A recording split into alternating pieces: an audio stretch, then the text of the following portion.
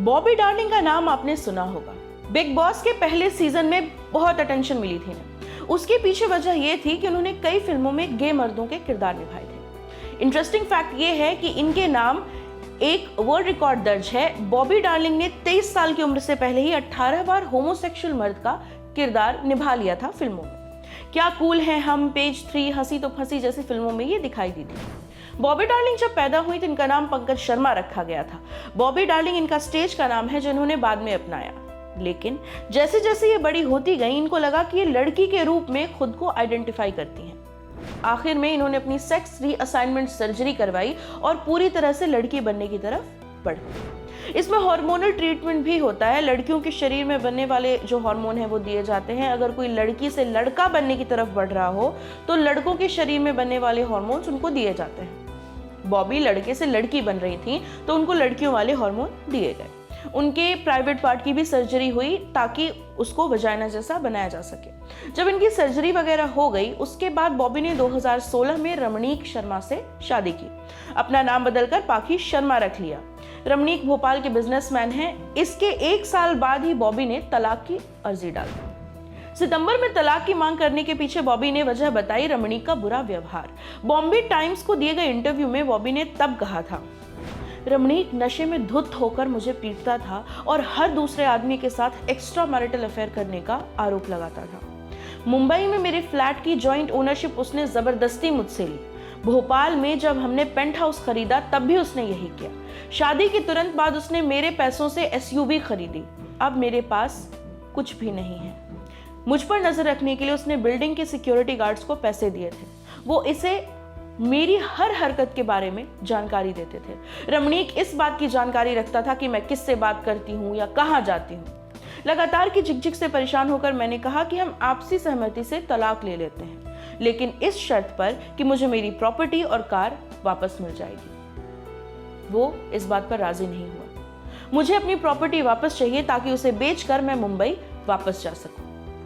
रमणीक ने भी बॉम्बे टाइम्स से बातचीत की, अपना पक्ष रखा था। जब ये पूरा मामला हुआ उन्होंने कहा कि बॉबी साफ झूठ बोल रही हैं।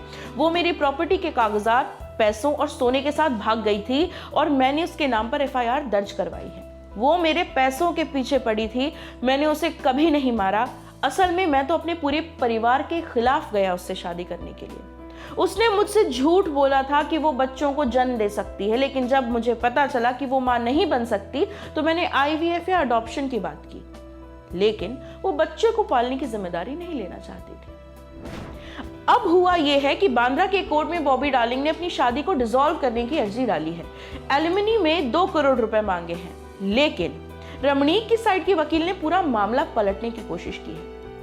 वकील जीजे रामचंदानी ने हिंदू मैरिज एक्ट के तहत इस शादी पर ही सवाल खड़ा कर दिया है। न्यूज 18 में छपी रिपोर्ट के अनुसार रामचंदानी ने कहा, हिंदू मैरिज एक्ट 1955 के तहत शादी दूल्हा और दुल्हन के बीच होती है। शादी एक पुरुष और स्त्री के बीच होती है, एक ट्रांसजेंडर जो औरत बन गया हो और पुरुष के बीच नहीं। बॉबी ने मैरिज रजिस्ट्रार को अपनी सेक्स रीअसाइनमेंट सर्जरी के बारे में नहीं बताया था। हिंदू मैरिज एक्ट के तहत ये शादी मान्य नहीं है। ये पॉइंट्स हमने उठाए हैं।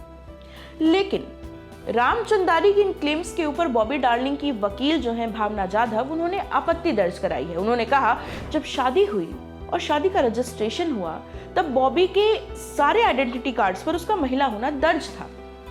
गिफ्ट डीड, ओशिवारा का जो फ्लैट बॉबी डार्लिंग का है उसकी गिफ्ट डीड में रमणीक का नाम लिया गया है। उसमें रमणीक ने बॉबी को अपनी पत्नी माना है। इस गिफ्ट डीड को पाखी शर्मा के नाम पर एग्जीक्यूट किया गया, पंकज शर्मा के नाम पर नहीं। ये डबल स्टैंडर्ड है जिस पर आपत्ति होनी चाहिए। अगर आप कह रहे हैं कि वो आपकी पत्नी नहीं है, वो महिला नहीं है, तो उसकी प्रॉपर्टी आप वापस कर दीजिए, लेकिन वो ऐसा नहीं करना चाहते। बॉबी डार्लिंग का डाइवोर्स केस भारत के कानूनी इतिहास में सबसे हटकर है। इस मामले में पहली बार एक ट्रांसजेंडर महिला ने तलाक के लिए कानून का दरवाजा खटखटाया है। हिंदू मैरिज एक्ट में इसको लेकर कोई प्रावधान नहीं है। औरत की परिभाषा पर सवाल उठाने वाला केस बहुत जरूरी है। आगे इसमें क्या मोड़ आता है ये तो कोर्ट में होने वाली सुनवाइयों पर आधारित होगा, लेकिन एक बहुत जरूरी एस्पेक्ट पर सवाल खड़ा कर रहा है ये केस। हमने बात की वकील प्रज्ञा पारिजात सिंह से, सुप्रीम कोर्ट में वकील हैं ये। उन्होंने कहा, लीगल नजरिए से सिर्फ यही पॉइंट उठाया जा सकता है कि बॉबी डार्लिंग सर्जरी करके मेल से फीमेल बनी है, लेकिन शादी के वक्त अगर वो लीगल डॉक्यूमेंट्स पर स्त्री थी तो हिंदू मैरिज एक्ट में इसको लेकर कोई दिक्कत नहीं है। पति ने उनको वाइफ के रूप में स्वीकार किया है, मतलब वो इस फैसले में पार्टी हैं, उनका अप्रूवल है इस चीज को लेकर। इस चीज को लेकर जजमेंट बॉबी के फेवर में जा सकता है। बॉबी डार्लिंग एक पब्लिक फिगर रहे हैं, शुरू से ही उनकी जेंडर आइडेंटिटी को लेकर के जो उनकी स्ट्रगल रही है वो मीडिया में कवर हुई है, उस पर उन्होंने खुलकर बात की है। वो ओपनली ट्रांसजेंडर हैं, उन्होंने कभी भी अपनी इस आइडेंटिटी को लेकर छुपाने की कोशिश नहीं की या ऐसा कोई काम नहीं किया। रमनीक शर्मा के साथ भी जब वो डेट कर रही थी तो ये वाली जो चीज़ थी ये मीडिया में आई थी और इस पर काफ़ी ज़्यादा इसे अटेंशन भी मिला था। तो ऐसा नहीं है कि बॉबी डार्लिंग ने अपना ट्रांसजेंडर होना छुपाया हो या ऐसी कोई जानकारी छुपाई हो। मुद्दा बहुत इंटरेस्टिंग है, अब इस पर आगे क्या होता है ये तो कोर्ट बताएगा। कोर्ट से आने वाली सारी अपडेट्स हम आप तक पहुंचाते रहेंगे।